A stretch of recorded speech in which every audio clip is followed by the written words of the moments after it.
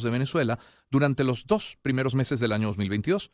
45% de ellos corresponden a Bolívar y Miranda, según reportó la Oficina de Naciones Unidas para la Coordinación de Asuntos Humanitarios. Ayer compartíamos nosotros información de más reciente estudio de la Fundación Bengoa y la verdad, hacía yo el comentario más temprano, esto contrasta con algunos análisis, ¿no? Porque hay analistas que insisten en hablar de una leve mejoría, sí, y no es de blanco o negro, colocan allí sus matices, hablan de pequeños nichos o de burbujas o de sectores, que no necesariamente esto significa hablar de una mejoría para todo el país o para todos los venezolanos. Y decía yo en la mañana que, bueno, no son excluyentes. Es verdad que hay algunos sectores o burbujas o nichos que pueden estar registrando, como en efecto registran, porque las cifras están allí, alguna mejoría, incluso una mejora en el consumo, pero también esto es una realidad. Estos niños en desnutrición son una realidad.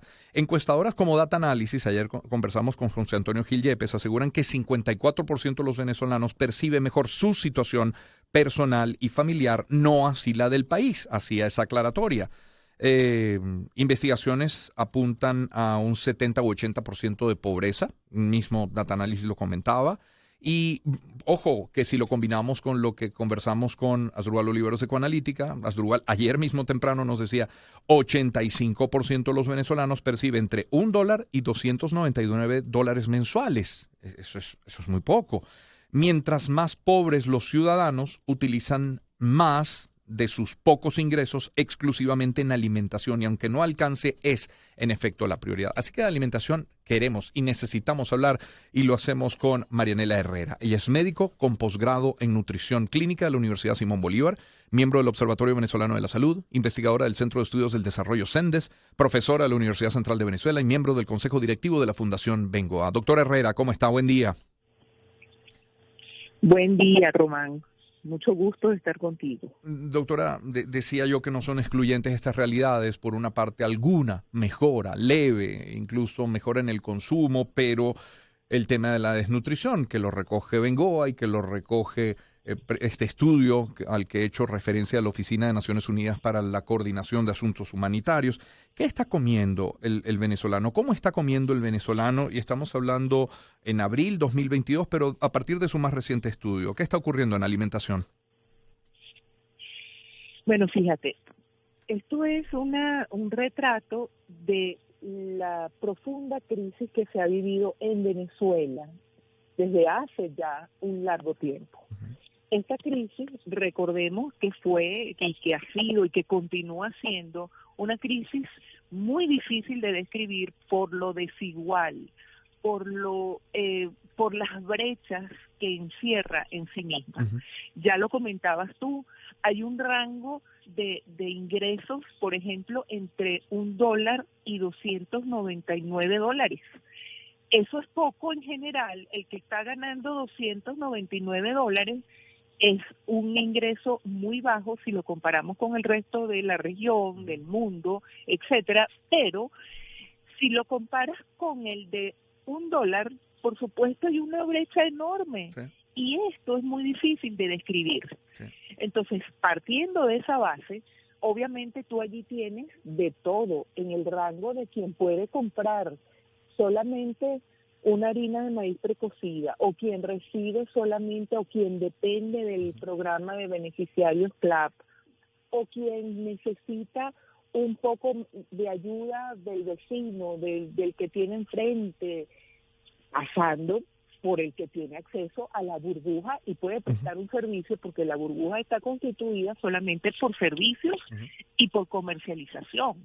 Ahí no hay un piso que te da seguridad social, empleo informal, empleo formal que te da acceso a una serie de beneficios estables y sostenibles que te pueden hablar de bienestar. Claro. Si nosotros partimos de allí, no es para nada extraño que una gente, como bien lo dice la encuesta de Data Analysis, diga que siente que él está mejor, pero que el país no lo está. Si tú estás percibiendo un mejor ingreso, pero sales de tu oficina, de tu casa, y ves a alguien recogiendo de la basura, obviamente tú dices, aquí no están las cosas bien. Y por eso no es de extrañar que las mujeres en el estudio de Bengoa y en todos nuestros análisis que venimos haciendo ya desde hace algún tiempo, vemos, por ejemplo, la desnutrición aguda se conserva ya en niños de edad escolar, cosa que no veíamos antes, era bien extraña. Entonces, niños de edad escolar que ya son mayorcitos de 5 años, ¿verdad? Entonces puedes encontrarte un episodio de desnutrición aguda. Y lo mismo en mujeres embarazadas. Las mujeres embarazadas y particularmente las adolescentes embarazadas están en alto riesgo por todo su contexto que las hace ser de mayor vulnerabilidad, pero además entonces tienen todos estos problemas asociados y conexos que obviamente son dificilísimos de primero identificar y después de tratar en una situación como esta. Entonces, así como es difícil describir lo que ocurre en Venezuela en materia económica y en materia de alimentación, pues será igualmente difícil decir qué es lo que está comiendo el venezolano, porque habrá alguno que pueda almorzar el día de hoy caviar con burbujas y otro a lo mejor tendrá un pedazo de yuca. Totalmente, y además el patrón general del venezolano, fíjate, sigue siendo más o menos el descrito desde hace ya unos 5 años acá. Uh-huh. El patrón del venezolano sigue siendo un patrón de consumo de alimentos que se basa en que tengo que rendir mi alimentación. Sí. Porque supongamos que estoy ganando mejor que antes, porque ahora tengo acceso a ser una de las afortunadas que puede entrar a hacer delivery. Ahora, yo antes ganaba $5 mensuales, pero ahora gano 40 diarios, lo cual es un aumento significativo. Igualmente, yo sigo teniendo mi piso de mi casa de tierra. Sí. Yo tengo igual una serie, yo no puedo acceder a que me operen en una clínica, ni tengo seguro para eso, tengo que seguir en mi hospital que tiene los problemas que tiene, pero evidentemente yo ahora lo que sí tengo es mayor acceso a una serie de alimentos que hacen que mi apetito pueda saciarse y que yo pueda rendir mi alimentación. Entonces yo sigo con mi esquema en ese patrón de consumo de alimentos. Tenemos arroz, panes y pastas, harina de maíz precocida, grasas. El consumo de proteína animal sigue por el suelo en términos generales. Un consumo elevadísimo, por ejemplo, de lentejas versus caraotas negras, por el simple hecho de que los servicios no me ayudan a que yo pase varias horas cocinando las caraotas negras, que llevan más gas y consumen más gas. Tengo fallas en los servicios, en la provisión de servicio de agua. Entonces eso contribuye además a la inseguridad alimentaria, porque inseguridad alimentaria no las da no solamente el déficit en el consumo de per se o en el acceso y disponibilidad a los alimentos, pero también la falla en los servicios. Entonces todo este conjunto que no termina de mejorar como para que nosotros digamos que realmente hay una mejoría, entonces sigue en déficit y sigue con fallas. Claro. Hoy comentamos, por cierto, del valor de las proteínas, el mero 39,60 bolívares el kilo, 28,60 el camarón, el atún cola amarilla 22 y la proteína animal más económica es la sardina con 2,20 bolívares el kilo. Esas proteínas son sustituibles, es decir, los alimentos que históricamente han sustituido a la proteína se pueden comprar o también encarecieron su costo. Fíjate, es muy variable también. Y por eso es que es tan difícil hacer seguimiento a esto. Pero, por ejemplo, la sardina sigue siendo una buena alternativa. Y lamentablemente no toda la población tiene el apego, vamos a decir, hacia el consumo de sardina. Entonces, un alimento que todavía pudiera ser una alternativa, no lo tienes como una, de verdad, como una gran alternativa, porque no hay el afianzamiento del consumo de sardinas desde el punto de vista, la gente prefiere comer carne, prefiere comer otro tipo de proteínas antes que sardinas. Entonces, ahí tenemos una falla en términos, porque tendríamos para superar esta crisis no solamente estar pensando en la distribución de alimentos, tendríamos que estar pensando en la promoción de la salud, en la promoción de elementos cruciales que nos ayuden a hacer una alimentación más equilibrada, más sostenible, más adecuada, con mayor adecuación en términos de cantidad y, por supuesto, la calidad que tendríamos que estar explicando a diario a todos para que hayan, ¿verdad?, los recursos, para que la gente finalmente pueda acceder a una alimentación de calidad, porque tiene además los conocimientos para no desperdiciar los alimentos, para no dejar de consumir lo que sí puede consumir o lo que en su mente tiene arraigado. Por ejemplo, veíamos nosotros y seguimos contemplando con mucha preocupación la pérdida de nuestras tradiciones culinarias en los estratos socioeconómicos más bajos, porque bueno, ya lo que yo quiero es enriquecer lo que a mí me llega. Entonces, ¿cuál es mi ideal de proteína? Carne. Entonces, ¿qué es lo que yo quiero? Yo quiero que a la pasta que a mí me llega, la quiero enriquecer con carne.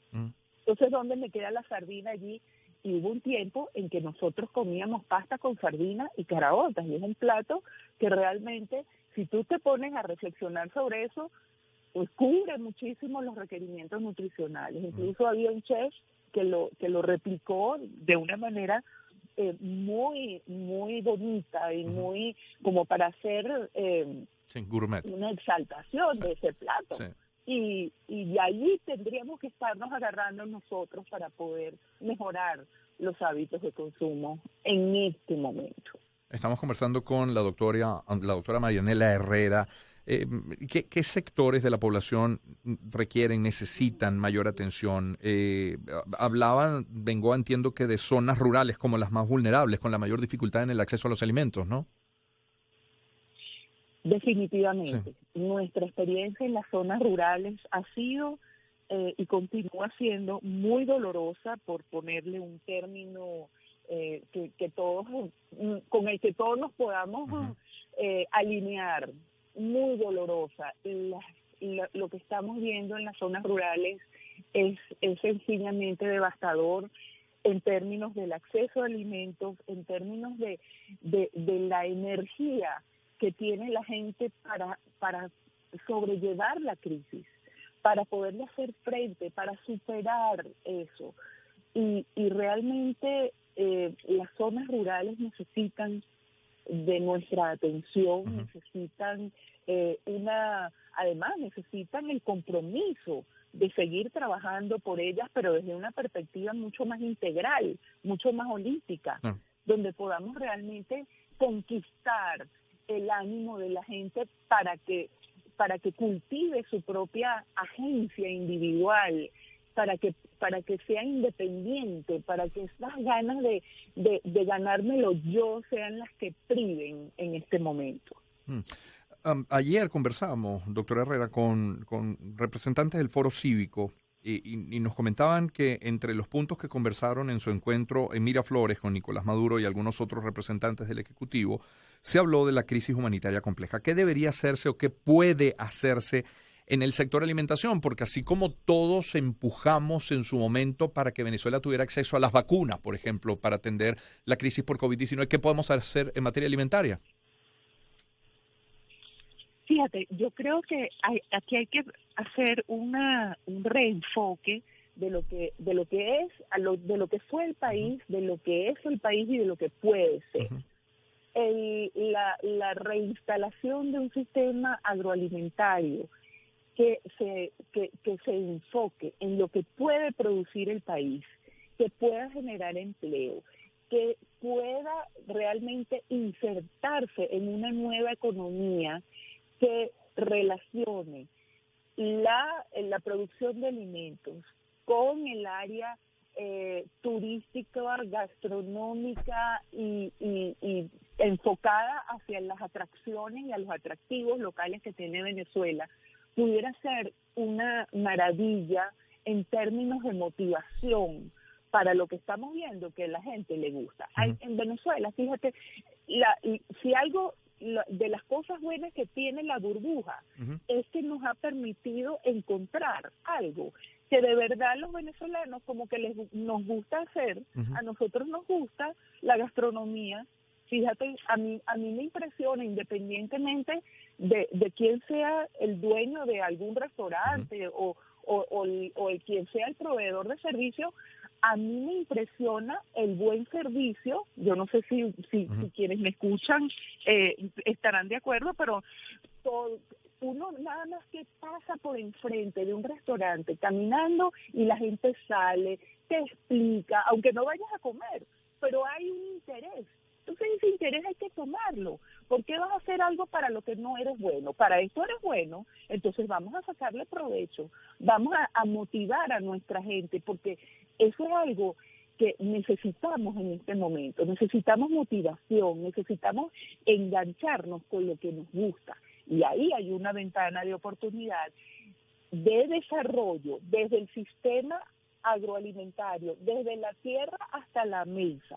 Entonces, pasando por el área, por el turismo ecológico, gastronómico, que puede generar empleos, además del propio sistema agroalimentario, hay una ventana de oportunidad maravillosa, que se traduzca en bienestar y que tengamos todos un plato en la mesa digno de un venezolano con bienestar, con futuro y contento. Ojalá lo Porque la logremos. felicidad al final es importante. Efectivamente. Gracias, doctora Herrera, por su tiempo esta mañana. Muy gentil.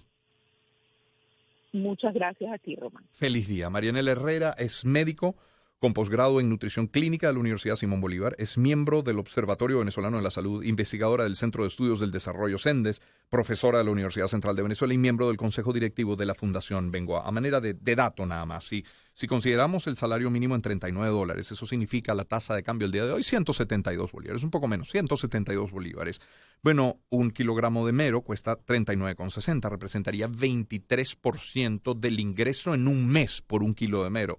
Bueno, el kilo de sardina en 2.20 representaría 5,55% del ingreso de todo un mes si fuera lo único que se consume, un kilogramo de sardina. Así los precios, 7.20.